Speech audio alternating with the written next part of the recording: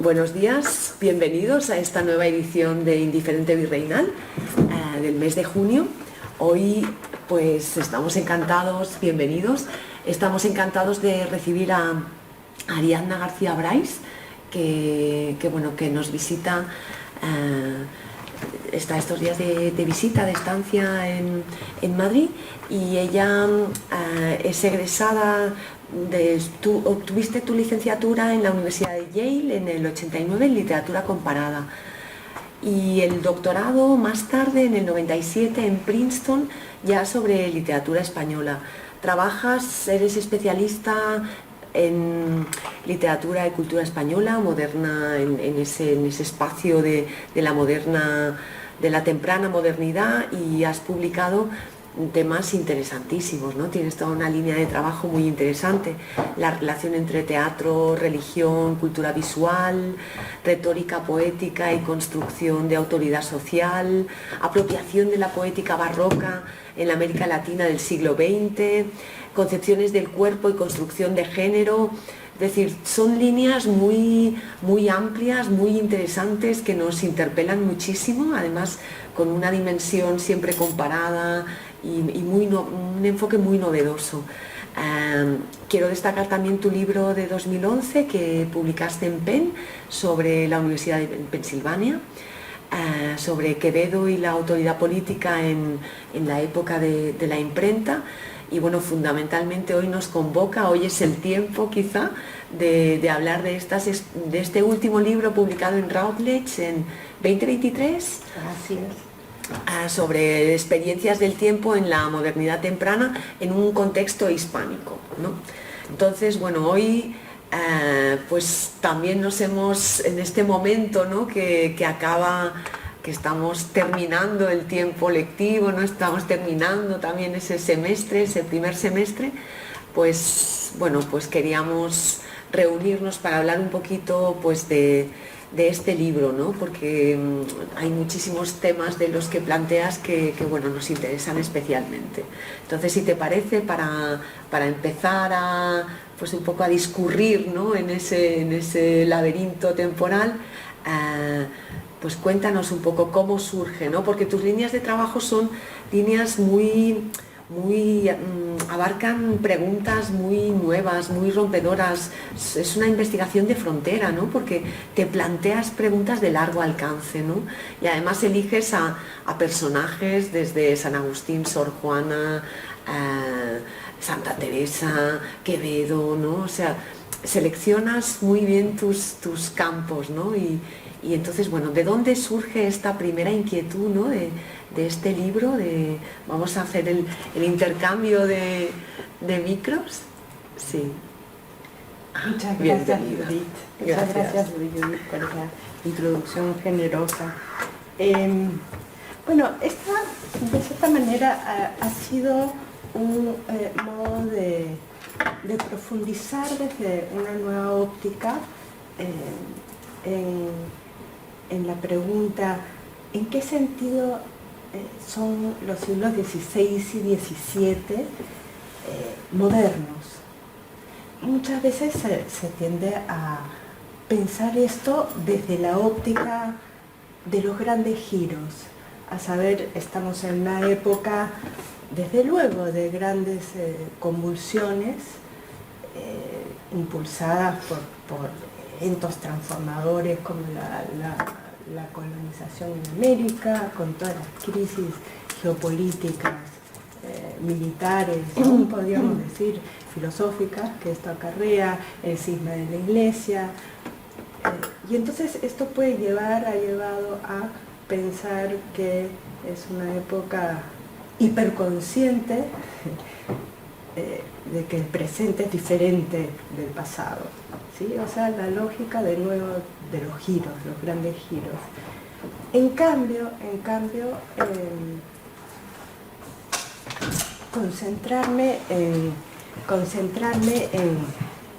justamente en los conceptos del tiempo en la época, lo que me permite es pensar cómo es que quienes viven esta modernidad temprana quienes la viven están pensando, sintiendo su condición temporal desde paradigmas heredados desde la antigüedad cristiana, la antigüedad clásica, ¿sí? Cuando digo estos paradigmas heredados, pienso justamente en conceptos como, por ejemplo, que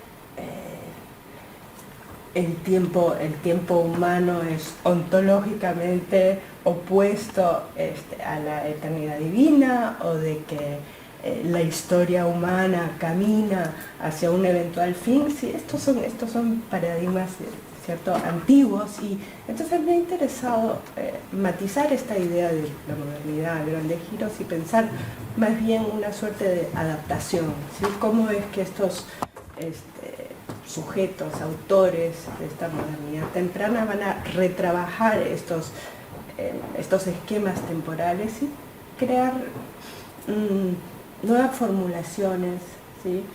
Nuevas formas de subjetividad. Me doy cuenta ahora que cuando he hecho tu presentación no he dicho que eres profesor en Reed College, en Oregon. Sí. Entonces, bueno, una disculpa por esa presentación atropellada, porque me he dejado llevar por el entusiasmo de tus líneas de trabajo y no he dicho que efectivamente nos visitas desde Reed College. Entonces, es muy interesante lo que planteas, ¿no?, a propósito de esta experiencia, ¿no?, y de estos referentes, y de cómo estos paradigmas de la antigüedad clásica se van filtrando, ¿no?, en esta experiencia de tiempo, ¿no?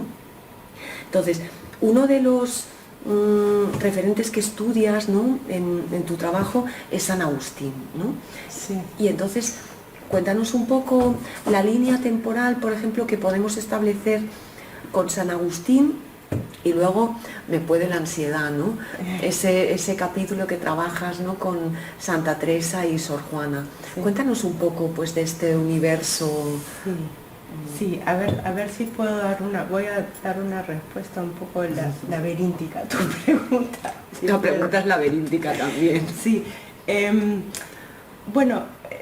San Agustín, pues, es podemos decir, el gran teórico del tiempo y la memoria, un teórico que justamente complica el concepto de la memoria, porque la memoria ya no es simplemente acumulación de saber, sino que es una experiencia subjetiva, por momentos confusa, ¿sí?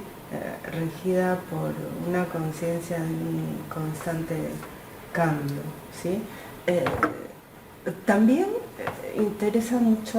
me interesa mucho San Agustín, porque de cierta manera es precursor de un pensamiento fenomenológico sobre el tiempo, ¿sí?, que surge en la filosofía en el siglo XX, con figuras como Ricoeur, como Heidegger, como Bergson, que justamente van a pensar el tiempo no como una medida objetiva, ¿sí?, que permite ordenar de una manera regimentada el tiempo, sino más bien que se trata de una experiencia inmanente, subjetiva, fluida, ¿sí? Otra cosa que interesa, relacionada también a esta cuestión de la fenomenología que te contaba en San Agustín, es que abre una brecha entre la cronología divina, ¿sí?, y la humana, es decir, esto lo dice en la Ciudad de Dios, que el ser humano no debe buscar dominar el calendario divino, solo Dios sabe cuándo va a llegar la parucía, ¿sí?, cuando llegue el fin del mundo, ¿sí? Entonces el ser humano debe guardarse de un conocimiento profético, ¿sí? Entonces no vamos a entender totalmente el tiempo del mundo, ¿sí? Esto tiene el efecto de volcar hacia adentro la mirada del ser humano, y esto lo vemos en las confesiones, ¿sí? De que luego lo que hace el sujeto es elabora su propia hermenéutica, ¿sí? Para tratar de situarse y de darle sentido a esa condición subjetiva, siempre fluida del tiempo. Entonces, el vínculo que trazo con estas dos figuras que mencionas, con Santa Teresa y luego con Sor Juana, es que en las dos están presentes esta idea, está muy presente la idea de que el tiempo es algo importante, el tiempo también es algo que no se puede definir de una manera objetiva, ¿sí? Pero que de nuevo define la condición humana, pero lo trabajan o surge de maneras muy diferentes, ¿sí? Lo que veo en Santa Teresa es que ella, que desde luego lo cita a San Agustín y dice que realmente para ella es un modelo, ¿sí? En ella se profundiza de cierta manera esa dicotomía que traza entre tiempo divino y tiempo humano, ¿sí? Muchas veces tendemos a pensar, ¿no?, a Santa Teresa justamente como una especie de arquetipo de la experiencia visionaria, o sea, una condición que trasciende el tiempo, ¿sí? Porque justamente las experiencias visionarias son eso, es llegar a una especie de ascenso del alma que va a trascender esa condición corpórea, temporal, pero si las fino dentro de su autobiografía, lo que vemos más que nada es que ella siempre vuelve sobre su condición temporal, y de cierta manera para ella ser una buena cristiana es estar siempre volviendo a ese énfasis, ¿sí?, en lo que ella llama una conciencia de su desbaratada vida, ¿sí? Es así como termina su autobiografía, hablando justamente de esta desbaratada vida, y es más, se refiere a sus momentos visionarios como algo fugaz. Dice en un momento, esto dura poco, ¿sí? De manera que siempre está recalcando lo efímero del tiempo, ¿no? Y es en ese sentido que la veo como precursora del Vanitas barroco, ¿sí?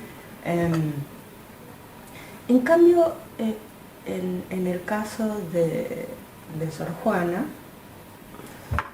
que por mucho que ella en su respuesta se dice hija de Santa Teresa, lejos de ello, lo que ves en la Silva, justamente el escrito de ella que yo trabajo en el libro, su Silva, primer sueño, ahí lo que tenemos, lejos de una dicotomía entre un tiempo eterno, ¿sí?, y un tiempo humano, es que ella se imagina, ¿sí?, se imagina el ascenso del alma no como una salida del cuerpo, ¿sí?, sino de cierta manera como una exploración del mundo, ¿sí?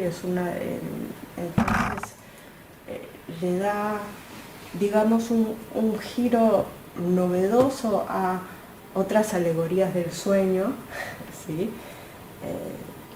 Desde Platón, pasando por Cicerón, en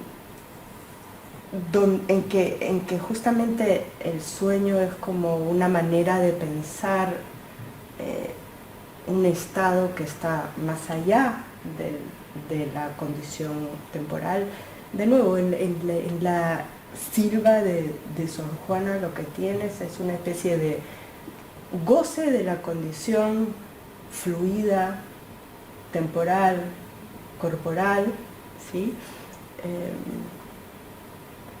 Pensada, ¿sí?, como una especie de exploración mental infinita, ¿sí? La idea de la mente como algo infinito. Y acá, de nuevo, hago un contrapunto, ¿no?, con Santa Teresa, que siempre está desconfiando de su memoria, desconfiando de su saber, y yo creo que esto tiene que ver con justamente los regímenes temporales que ella se está nutriendo, ¿sí? Por un lado tienes un régimen temporal fracturado, el de Santa Teresa, que siempre está recalcando esa diferencia de que me defino a partir de un no ser eterno, ¿sí? A Sor Juana, que logra, digamos, escaparse de ese tipo de dicotomía. ¿Sí? En lo que acabas de comentar, de repente me asaltan dos preguntas.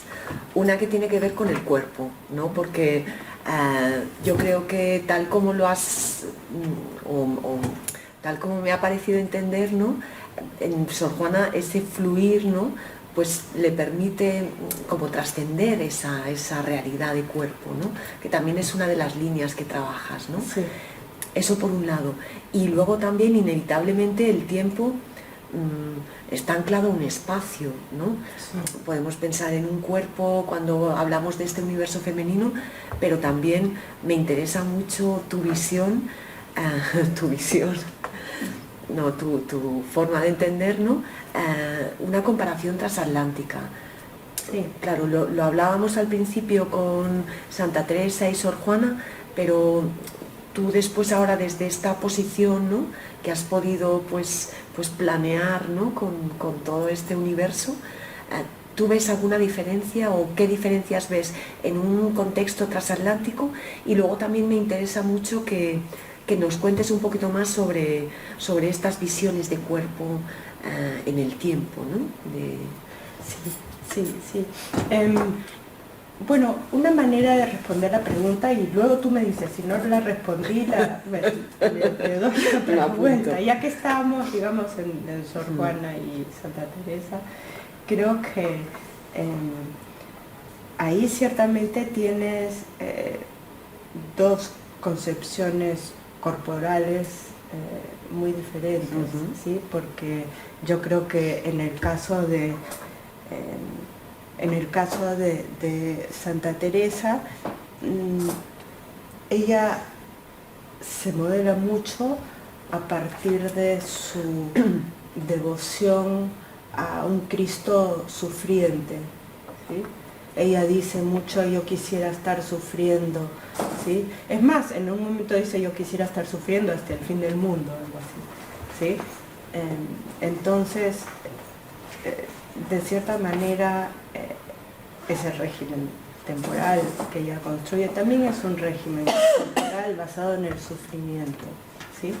Entonces, un poco su deber es vivir en el tiempo, y esto quiere decir un sufrimiento del cuerpo, porque esa condición fluida, confusa, ¿sí? Tiene justamente que ver con revivir la pasión de Cristo, ¿sí? Y entonces revivir la pasión de Cristo es justamente pensar la condición corporal como algo que está siempre necesariamente teñido de dolor, porque justamente está separada de la eternidad, ¿sí? Donde estaría pues la felicidad, pero que de por sí es inalcanzable, ¿sí? La felicidad es algo problemático. Sí. En cambio, en Sor Juana lo que tenemos, lo que veo por momentos, por lo menos en esa silva, lo que veo es más bien, como lo decía hace un rato, una especie de goce de una experiencia mental, que es también una experiencia corporal, porque ella habla mucho de la belleza natural, piensa en parajes, ¿sí? En una naturaleza abundante, pletórica. Entra ahí bastante pues el imaginario del patriotismo criollo, ¿sí? Un imaginario exámero de cierta manera con connotaciones paradisíacas, si se quiere. Entonces, no es que ahí desaparece la figura de Cristo, pero ya no sería pues el Cristo de la Pasión, sino una figura más de una especie de continuo renacer, ¿sí? Así como lo vemos en el Divino Narciso, ¿no? Donde justamente la figura de Cristo es la abundancia, ¿sí? Es una regeneración, ¿sí? Constante. ¿Crees que eso ha sido también fruto de una evolución? Sí, mira, es una pregunta compleja porque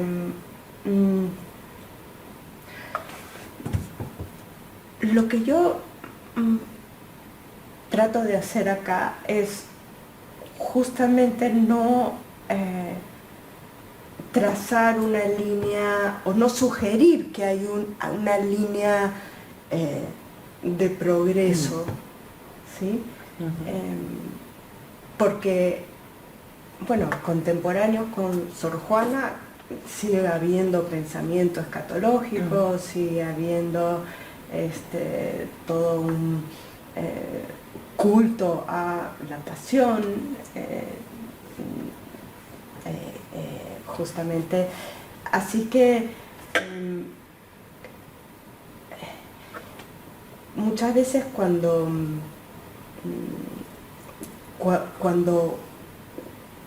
he visto, ¿sí?, ciertas historias del tiempo, ¿sí? Pienso en Le Goff, por ejemplo, en historias del tiempo, se tiende a pensar justamente que hay una especie de progreso, ¿sí? Entonces se piensa de que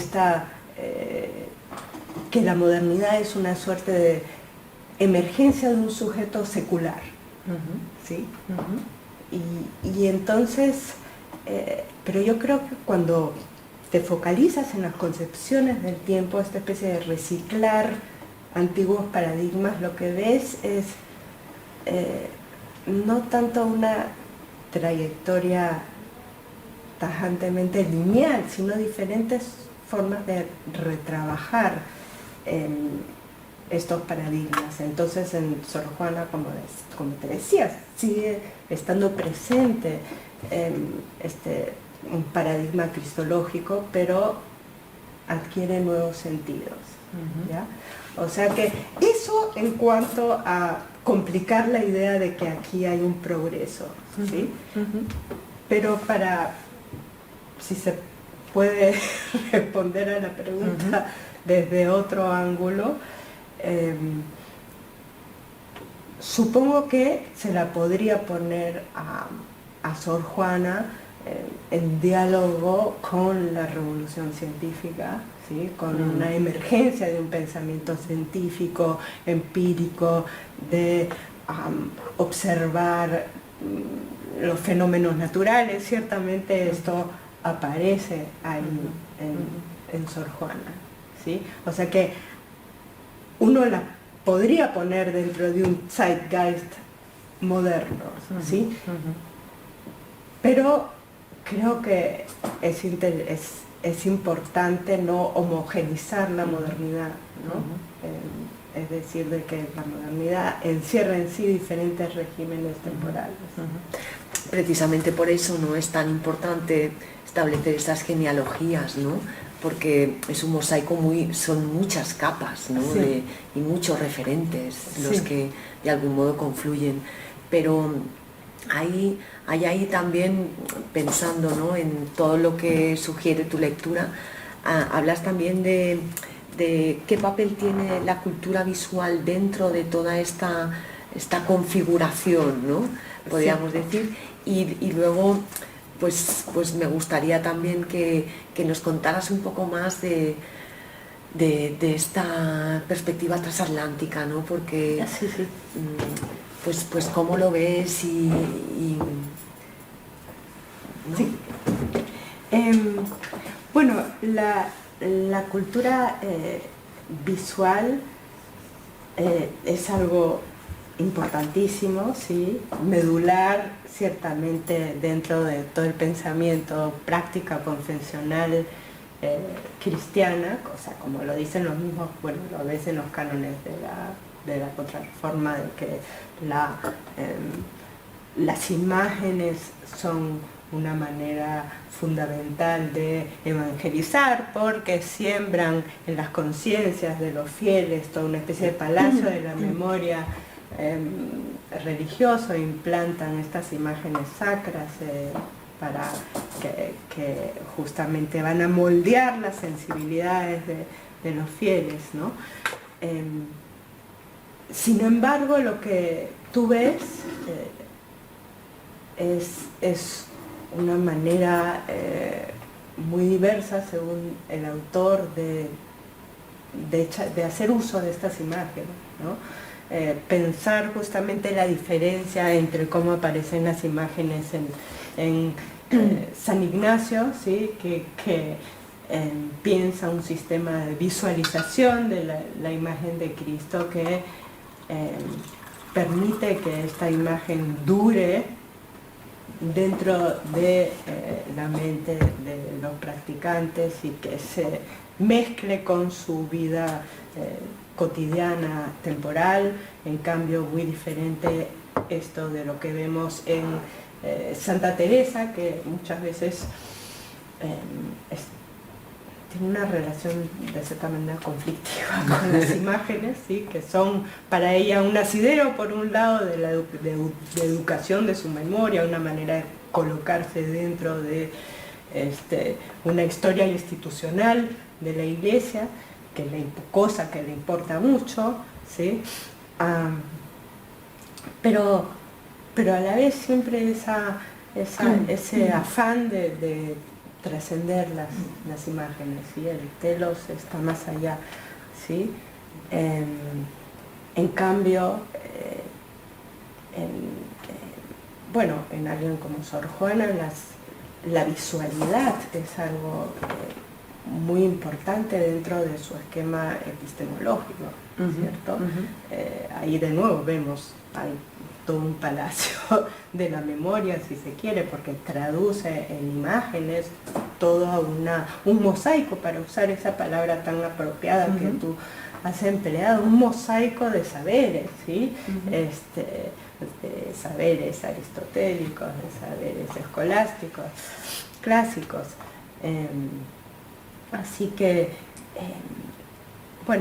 eso en cuanto a las imágenes, que son puntos de partida importantísimos que permiten a estos autores, cada quien a su manera, formular su propio régimen temporal, transmitir una experiencia del tiempo a través de las imágenes, ¿sí? Así la fluidez que ves en las silvas de Sor Juana, donde se concatenan las imágenes una tras otra, ¿sí? Eso transmite cierta, una sensación de fluidez temporal, ¿sí? Importante.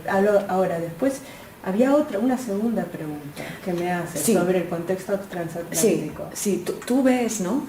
Porque es muy interesante cuando tú te planteas este tipo de monografía, ¿no? Que es una monografía de peso, ¿no? Y con preguntas pues de frontera, ¿no? Pues buscando y claro, tú tienes una perspectiva, ¿no? Panorámica, y has trabajado muy bien personajes interesantísimos como pueden ser Quevedo, ¿no? Sí. Y tienes una perspectiva global muy amplia.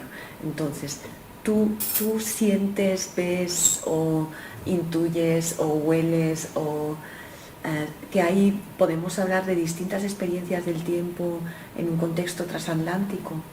Sí, yo creo que sí, siempre haciendo matices. Sí, ¿sí? sí.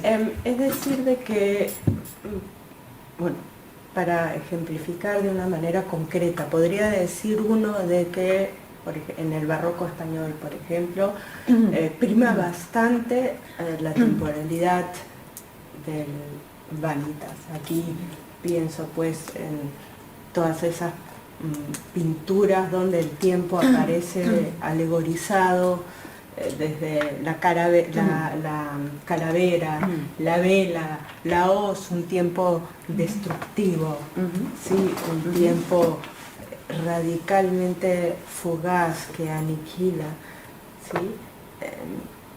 En cambio que en América resurge pues la idea de un mundo paradisíaco, ¿sí? Es el lugar de la Nueva Jerusalén, ¿sí? De la realización de la parucía, ¿sí? Y resurgen pues resurgen corrientes milenaristas, ¿sí? Del lado peninsular hay una fuerte tendencia antimilenarista, pero hay que complicar a la vez, porque en América, tras los primeros momentos de la evangelización, también penetra fuertemente el desengaño barroco. Ciertamente lo ves en figuras, aún figuras que se han dicho que como Jerónimo de Mendieta en su historia eclesiástica indiana, ¿sí?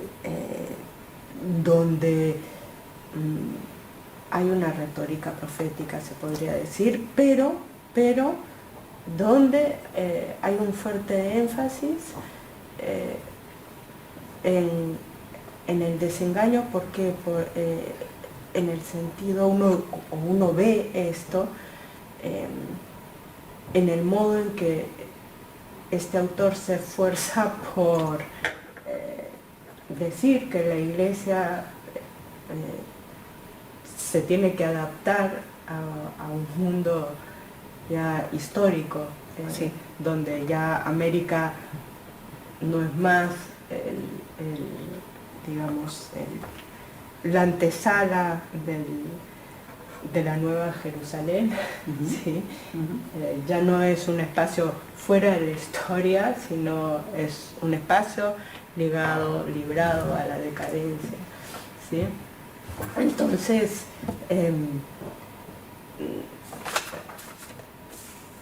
pero a la vez, ¿sí? A la vez en América, y esto lo ves con el patriotismo criollo, si bien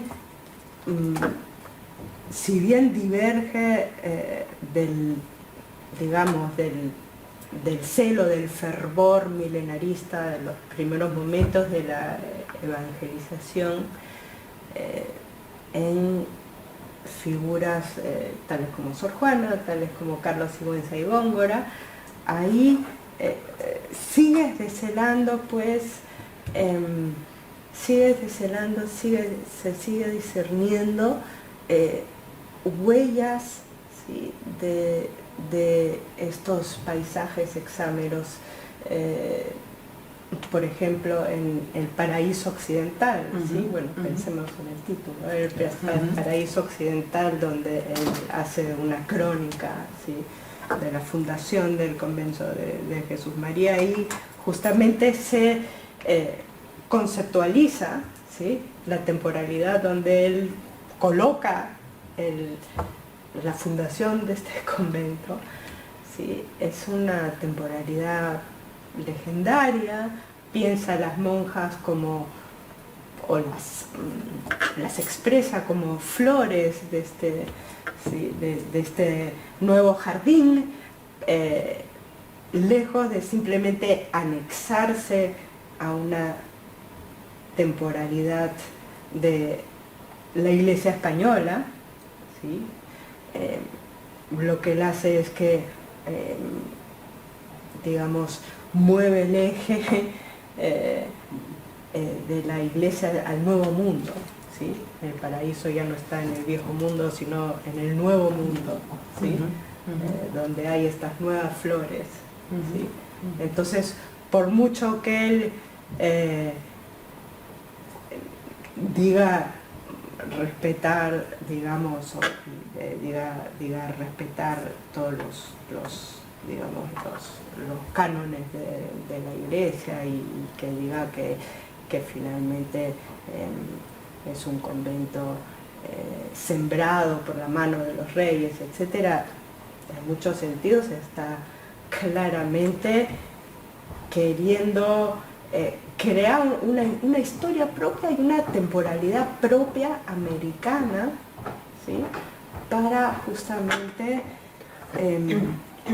bueno, para darle una importancia a México como cultura ascendente, ¿sí? Entonces, ahí, o sea que esto claramente tiene, bueno, sí, diría que es una temporalidad distinta, ¿no? Y que complica justamente la idea de una temporalidad universal, que es lo que tiene dentro de los discursos, digamos, oficiales de la Iglesia. Nos has esbozado así a grandes pinceladas, ¿no? Un poco, pues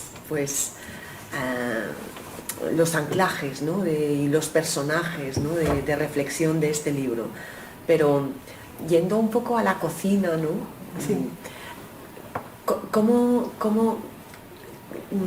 surge o cómo te planteas qué lectura o qué texto o qué momento, ¿no?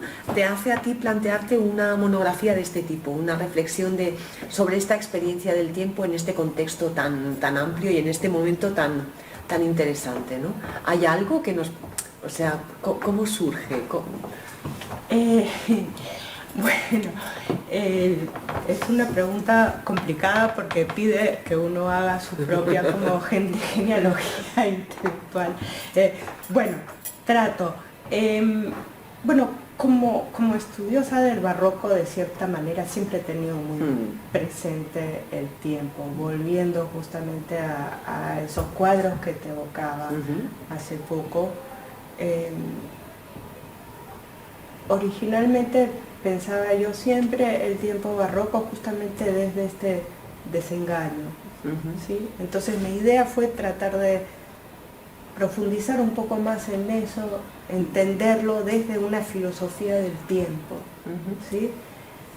Cuando hago eso empiezo a trabajar en San Agustín, también meterme un poco en la fenomenología del siglo XX, y esto lo que me despierta es la idea de que no se puede hablar de una manera homogénea del tiempo. Si bien desde afuera eso nos puede dar una sensación de orden, ya esta época la pensamos como una modernidad temprana porque anticipa nuestra propia relación conflictiva hipermoderna, digamos, con el tiempo, que en realidad eso se queda corto, y que mucho más sentido tiene entonces un poco escuchar lo que leemos en San Agustín y pensar el tiempo desde la subjetividad, de cómo está construido dentro de los textos, ¿sí? Y ahí lo que surge es ciertas continuidades, pero también ciertas diferencias. Entonces eso me ayuda a ver cuán diferente puede ser el tiempo aún dentro de dos autores peninsulares, ¿sí? De la modernidad temprana, como son, por ejemplo, San Ignacio y Santa Teresa, ¿sí?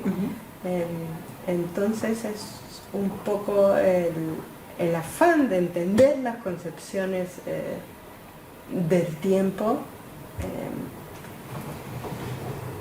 atendiendo a las especificidades que vemos en los textos, a ver las libertades, si podemos decir las libertades, las licencias que se toman estos autores con las concepciones del tiempo, siendo que en la Iglesia Católica está tan regimentado el tiempo, ¿cierto? Si piensas en la importancia de las horas canónicas, la importancia justamente de ordenar el tiempo, bueno, eso ya está dentro del Génesis, ¿sí? El tiempo tiene que estar ordenado y el tiempo cristiano transcurre entre la encarnación y la parucía, es decir, hay mucha reglamentación, pero lo que me pareció fascinante es que a pesar de esta reglamentación, ¿sí? Los autores, cada quien urde su propio sistema temporal y hermenéutico, de cierta manera, ¿sí? O sea que ha sido mi intento de entender cómo echar mano de sistemas conceptuales antiguos, de reglamentaciones contemporáneas de su época, ¿sí? De las doctrinas de la Iglesia oficial y cómo crean sus propias vivencias temporales a partir de ellos. Yo creo que bueno, que con esa idea, ¿no? Pues eso, de establecer este mosaico, ¿no? Panorámico, de identificar distintas visiones, ¿no? Cómo han ido digiriendo, ¿no? Todos esos parámetros dentro de esa cultura religiosa, ¿no? También, qué importante. Yo creo que con esa idea, ¿no? de que nos das al final, ¿no? de la importancia de tener toda esta perspectiva, todas estas distintas capas, ¿no? que van confluyendo en esta genealogía de autores a la hora de pensar el tiempo, creo que nos podemos quedar pues con esas claves, ¿no? a la hora de pensar la experiencia del tiempo en este modelo. Te agradezco muchísimo pues un poco el rato de conversación que hemos tenido, que hayas venido al Archivo Colonial, que estemos pues en este espacio de Indiferente Virreinal y bueno, ya nos quedamos con las ganas de tu próxima monografía sobre... Habrá que hacer algo, que no pase el tiempo en balde y bueno, pues será un gusto volver a recibirte cuando vuelvas a estar por aquí y nos presentes tu próxima investigación. Muchísimas gracias. Bueno, muchas gracias. Para mí es todo un placer conversar contigo. Gracias. No sé si hay alguna pregunta entre el público. Bueno, si hubiera alguna pregunta la resolveremos por el chat de la aplicación y nada, pues una vez más agradecer a todos los que nos han acompañado fundamentalmente también en línea, en qué tiempo, ¿no? Ya sea en directo o en diferido, a través de... Recordad que el vídeo lo subimos después gracias a la Unidad de Divulgación y Cultura Científica del CSIC, lo subimos a la página web del proyecto de Archivo Colonial y lo subimos también al canal de Archivo Colonial dentro del Centro de Ciencias Humanas y Sociales y también agradecer al público que tenemos hoy aquí y nada, ha sido un lujo tenerte y hasta la próxima. Gracias. Gracias. Muchísimas gracias.